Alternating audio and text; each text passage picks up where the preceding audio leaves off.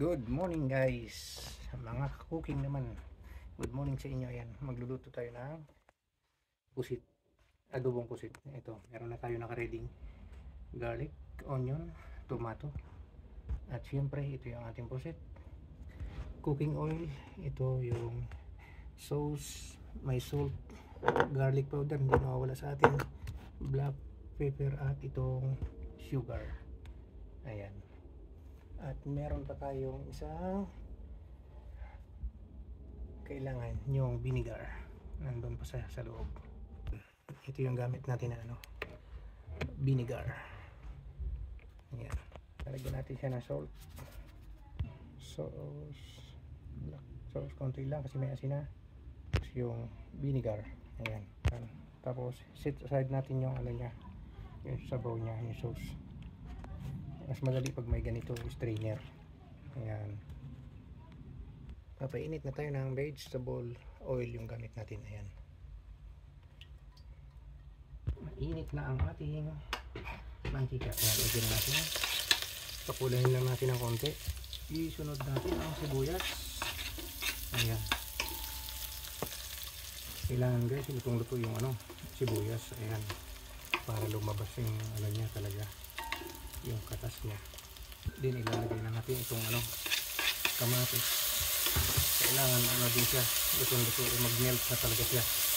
Ayan, ayan, yung isinit aside natin na sabaw, ilalagay na natin. Ayan,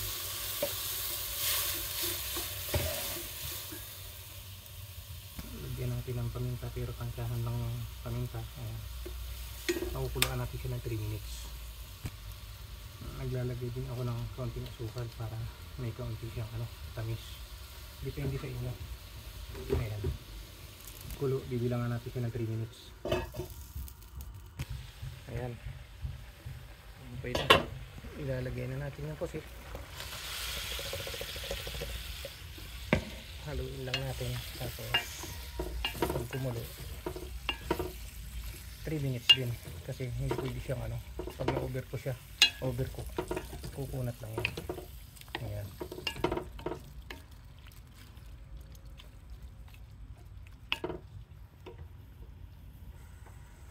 medium lang, medium heat. Ayan, ring yung pusit na malaki, i-slice nyo, pero mas prepare ako dito kasi gusto ko yung yung ganito, may laman sa loob.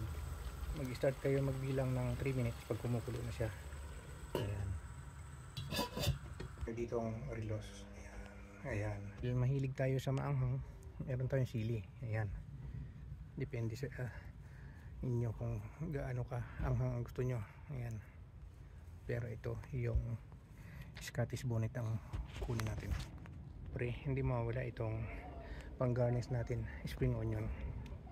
Ayan, ayan, marami pa siyang naging dahon. Ayan, 3 minutes na.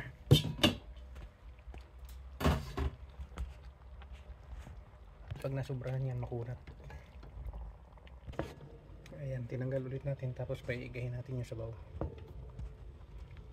Saka natin ilalagay ito mamaya. Ayan, okay na. Pwede na natin ilagay itong pusit, pero patay na muna natin.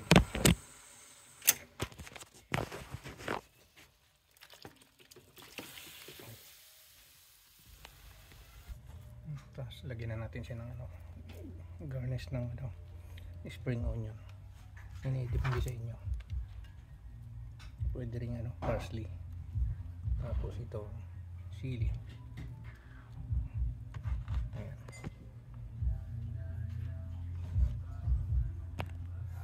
okay, adobong pusit.